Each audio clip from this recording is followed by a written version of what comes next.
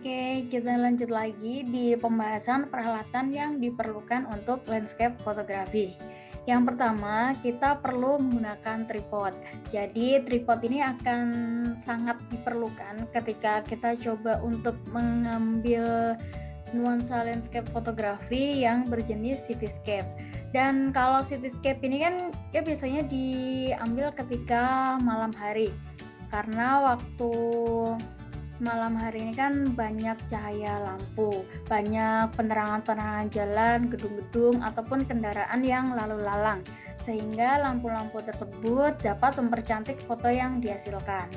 Dan untuk pengambilan fotonya itu sendiri dari cityscape ini bisa diambil dari tempat-tempat yang tinggi. Jadi kita coba naik di gedung bertingkat, atau kita coba di balkonnya, rooftop, ataupun dari jendela kamar di gedung yang tingkatnya lumayan tinggi untuk bisa mengambil keindahan dari lampu-lampu jalan, lampu-lampu gedung, ataupun lampu-lampu kendaraan.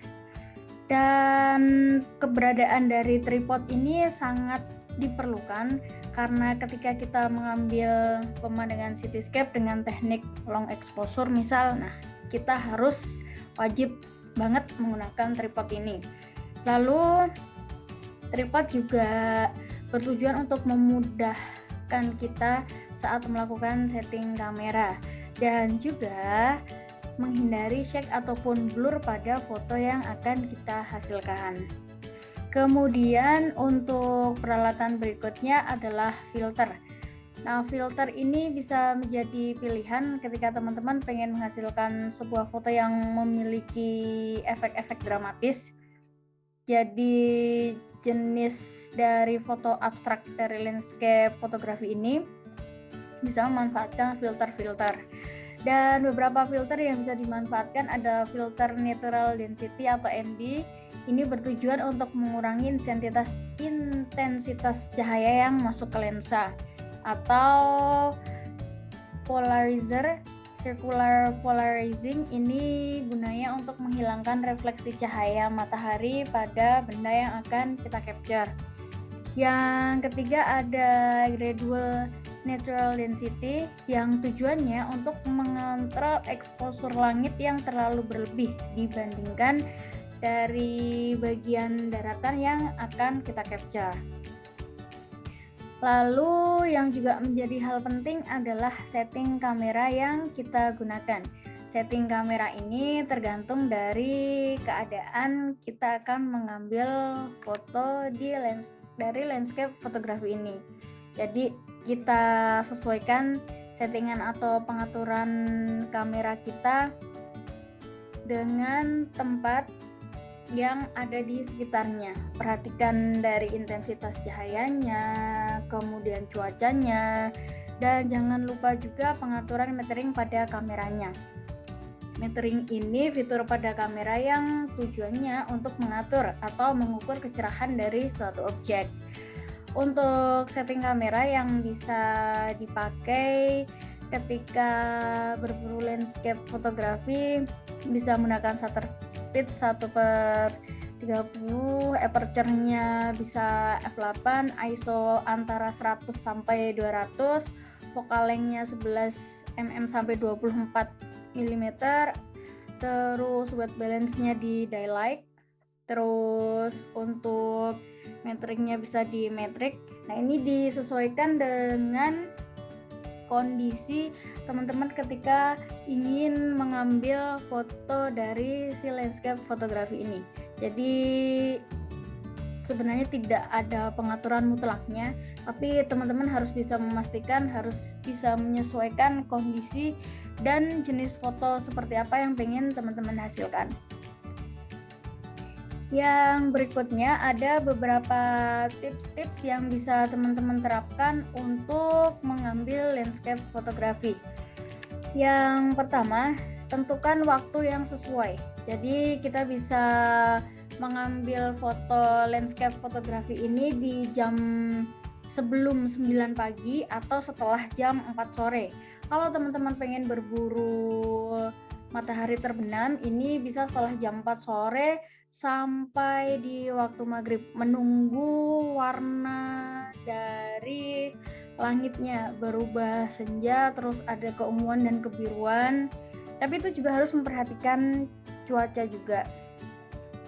Dan kalau pagi teman-teman ini mendapatkan suasana yang dingin terus berkabut, nah itu pastikan sebelum dari jam 9. Kalau habis subuh, nah bisa tuh sambil olahraga, sambil teman-teman berburu foto landscape ini. Jadi waktu antara sebelum jam 9 sampai setelah jam 4 ini waktu yang tepat untuk landscape fotografi. Kenapa? Karena intensitas cahayanya sesuai pas, jadi tidak terang dan tidak gelap. Tapi perlu juga tadi pertimbangkan cuacanya pada hari itu. Kemudian ketika di pagi hari kondisi alam masih fresh, masih asri, nah kita bisa mendapatkan efek-efek dramatisasi, misal seperti kabut ataupun embun-embun yang ada di tanaman. Kemudian cahaya matahari berwarna orange atau kekuning-kuningan ketika waktu di jam 4 sore lebih. Namun perhatikan juga, cahaya matahari ini berwarna orange ketika cuacanya cerah. Tapi kalau mendung, ini kita jarang mendapatkan matahari yang orange. Nah, inilah yang menjadi tantangan juga ketika kita ingin menghasilkan foto landscape. Cuaca kadang tidak bisa selalu bisa kita pastikan, terus kita juga perlu membutuhkan waktu yang lumayan banyak karena kita harus spend time yang sesuai. Kemudian itu tadi, ketika kita sudah coba nih memprediksikan cuacanya, oh besok cerah, tapi ternyata di hari pas kita mau berburu foto cuacanya mendung, hujan. Jadi kita sering dikecewakan sama cuaca. Inilah tantangannya juga ketika kita ingin menghasilkan foto landscape. Lalu di jam-jam tersebut, hours sore menjelang maghrib ini memberikan efek-efek yang sangat menarik pada foto landscape. Kemudian perhatikan juga dari kombinasinya. Mana yang akan didominasi, apakah unsur langitnya atau unsur daratannya? Teman-teman harus coba mempertimbangkan apakah akan lebih banyak yang diambil adalah unsur dari langitnya, karena lihat nih, wah ternyata awannya lagi bagus-bagusnya nih, putih, bersih, coraknya macem-macem. Oke, yang ditonjolin untuk kombinasi dari unsur langitnya aja.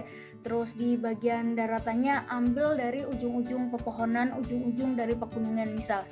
Atau ternyata malah sebaliknya, langitnya awannya lagi jarang, birunya juga bercak jarang-jarang. Terus di pegunungan yang sedang ada di hadapan kita hijau hamparan luas, terus untuk bentuk pohon-pohonnya unik. Nah, akhirnya yang banyak diambil adalah bagian daratannya daripada unsur langitnya.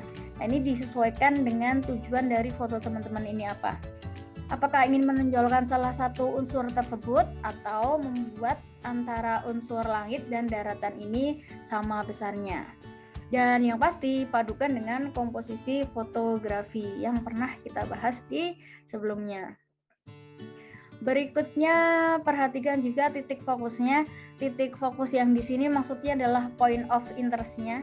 Jadi titik di mana mata dari penikmat foto ini akan tertuju, akan terpusat, akan mengagumi, akan terpukau dengan titik tersebut ketika menjelajahi seluruh atau seisi area dari foto yang teman-teman hasilkan. Dan memang POI ini tidak hanya dibutuhkan untuk landscape fotografi, tapi semua genre fotografi ini harus memperhatikan dari POI atau point of interest. Lalu yang berikutnya, perhitungkan juga penggunaan foreground. Kalau misal teman-teman mengambil dari hamparan laut, yaitu mengambil landscape-nya jenis escape, terus di dekat teman-teman mau mengambil hamparan lautnya ini ada pohon yang unik misal. Nah, ini pohonnya bisa teman-teman jadikan sebagai foreground-nya. Atau kalau di sini contoh yang saya lampirkan di sini, saya pengen mengambil foto Gunung Merapi, kemudian ada rerumputan di sana. Nah, saya gunakan rerumputan itu sebagai foreground-nya. Jadi tidak ada salahnya ketika teman-teman mau mengambil foto landscape tapi tetap mempertimbangkan dengan keberadaan si foreground atau bagian depan dari fotonya. Dan saat kita coba memperhitungkan atau mempertimbangkan foreground ini, kita bisa melihat juga dari sensasi kedalaman foto, sehingga kita bisa memposisikan foreground dengan benar dan dengan tepat. Jadi bukan hanya asal aja kita ambil foreground, tapi kita juga harus menyesuaikan posisi dari foreground tersebut apakah benar atau enggak, sesuai atau enggak, akan menambah lebih bagus foto, menambah makna dari foto tersebut, atau malah mengganggu dari objek utama yang pengen kita ambil. Dan seringkali juga foreground menjadi focal point dan point of interest-nya dari foto landscape itu sendiri. Lalu yang juga bisa diperhitungkan adalah garis dan bentuk. Jadi teman-teman bisa coba memanfaatkan garis yang ada. Jadi garis dapat menjadi focal point yang sangat kuat karena membantu mata dari yang melihat foto tersebut untuk menelusuri keseluruhan dari foto landscape yang kita hasilkan. Dan garis juga dapat memberikan kedalaman ruang ataupun menimbulkan perspektif yang berbeda terhadap foto tersebut. Nah, di sebelah sisi kanan bawah ini saya lampirkan contoh dari Pexels. Dia memanfaatkan garis di jembatannya, sisi kanan dan kiri jembatan, kemudian di ujungnya ada kemegahan dari bangunan-bangunan. Nah, ini cityscape yang dipadukan dengan garis dari jembatan di sisi kanan dan kiri, kemudian ada garis horizontalnya di ujung yang terbentuknya di dataran-dataran dari perkotaannya. Oke, untuk video berikutnya kita masuk ke pembahasan human interest photography. Terima kasih.